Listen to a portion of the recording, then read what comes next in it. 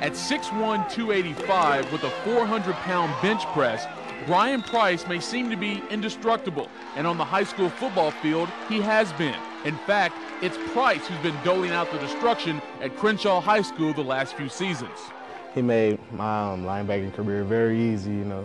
I got 2 all-city honors due to him, you know, just open holes, just ready for me to just go make plays, you know. And people don't see that sometimes, but, you know, that helps a lot, just what he does, you know, just causing so much, you know, attention makes it all easier for us, you know. But that rugged exterior has been shaped and hardened the last 9 years by some internal destruction, as in a broken heart, not once, but twice. In 1998, Brian's brother Eddie was shot and killed while coming to the aid of a young lady being harassed by a group of would-be killers. And then in 2003, Brian's other brother Damon was murdered in cold blood by a personal friend. Each tragedy alone devastating beyond belief. But 2 equally traumatic events within just 5 years of one another would without question leave an unnerving effect on even the most mature of teenagers. I thought I was gonna be next, you know, like being killed, and I just always was scared to walk around at night and stuff. And never did go outside or whatever. And with him, he felt he was gonna be the next person, you know, in the family. You know, in his highlight tape, he has a song, Soul Survivor. You know, he looks at himself as the sole survivor in the family.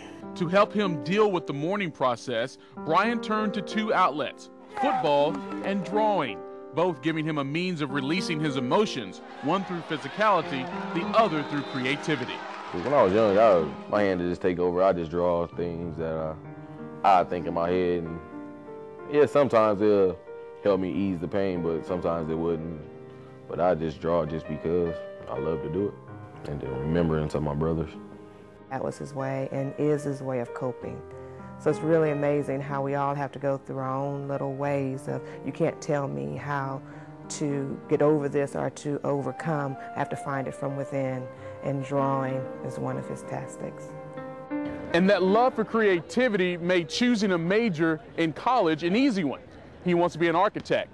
But his other tactic for dealing with the loss of his brother is the reason Price will be able to attend college absolutely free.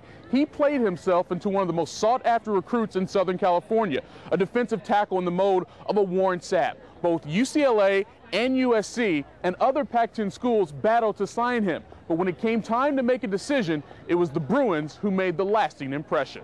Right after they offered me, they just continued to recruit me, and I went up there and they invited me to games, and I enjoyed the time I spent up there, and I quickly got a relationship with Dwayne Walker and Coach Jarrell and Todd Howard. So those are guys I committed to. So that's the reason why I committed, because those guys. UCLA is going to get one hell of a ball player. He is going to be committed.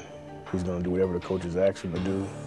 And if the coaches commit to him as much as he's going to commit to them, they will win a national championship. He will not be denied. And the Bruins will have Price and his fallen brothers to thank for that.